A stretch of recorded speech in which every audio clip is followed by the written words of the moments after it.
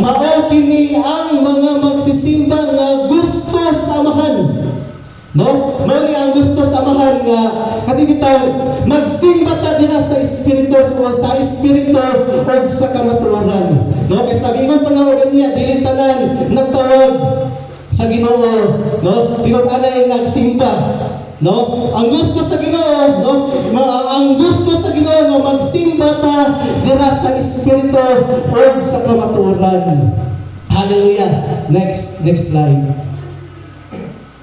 Now, what is worship? No, pag hindi na ito na siya madungog, no, siguro, pag mahisgot ang worship, no, kasagaran na mo sing in sa una-una, kailang madayin ka sa Ginoo, mukanta ka sa Ginoo, musayaw, or kaning manuhod ka, no, muna'y kasagaran nga kaning musing in sa ito ang huna-huna. But, ito ang hibaluan, what is worship? Next slide. Now, worship is when we give our deepest affections and highest praise to God. No, kung may isgutan affection, muna kitang sama sa kaning pa ba, managuyab o managasawa nga. Muna, kuhan kayo ba? Close kita kayo. Na-affection, na-connection.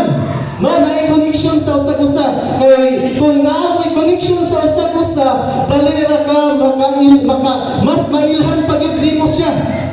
No? So worship is when we give our deepest, no? Wala siya gingon rin na affection lang, kundi deepest affections and highest praise, no? Highest praise to God. No? Deepest, no? Katang pinaka labong yun nga affection. No? Kaya kung wala na tayo affection, wala na tayo connection din sa Ginoo, muna matingala na lang ka nga, muna layo na ka sa Ginoo. No? Muna kaning dry na kayo ka.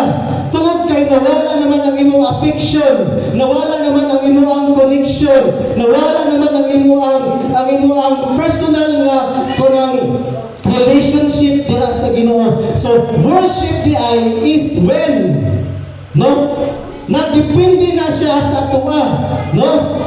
It is when we give our deepest affections and highest praise to God, no? Highest, pinakataas na pagdayig, no? Pagpasalamat sa Ginoo. Muna nga, during worship, during praise and worship, na ang praise and worship leader, iyag yung giyahan ang mga kaisunan nga, mudayig sa Ginoo, magpasalamat sa Ginoo, kay mao na siya ang atuang pamaagi nga, magpasalamat sa Ginoo.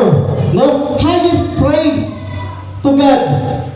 So, it's a matter, put na siya sa atuang kagalingon.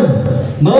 Kay, iya man ta, iya man taog way of kaning worship, iya taog pamaagi sa pag-praise. But ang gusto sa Ginoo with highest yun, pinakataas nga pagdayeg ug pagsimba dira sa tuang buhi nga Dios. No?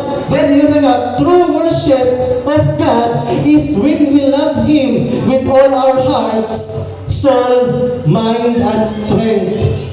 No? Ganyan na nga, true worship of God is when we love. No? Is when we love.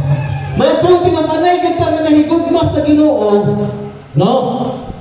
Kung tinatanay ka nga nagsimba dira sa Ginoo, ato ang higugmaon ng Dios, no? With all our heart, no? Sa tibuok natong kasing-kasing, sa tibuok natong kalag, sa tibuok natong huna-huna, o sa tibuok natong busog.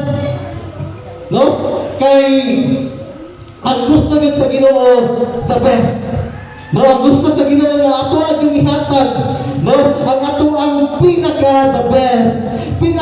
Kaning sa Ginoo pa ito, pinaka highest praise, pinaka taas na pagsimba, pagpasalamat, pagpahimaya dira sa Ginoo. Kay kabalota nga ang Dios nato, no? Wala siya ng duha-duha. No, wala siya nagduha paghatag siyang kaugalingon. Aron kita maluwas.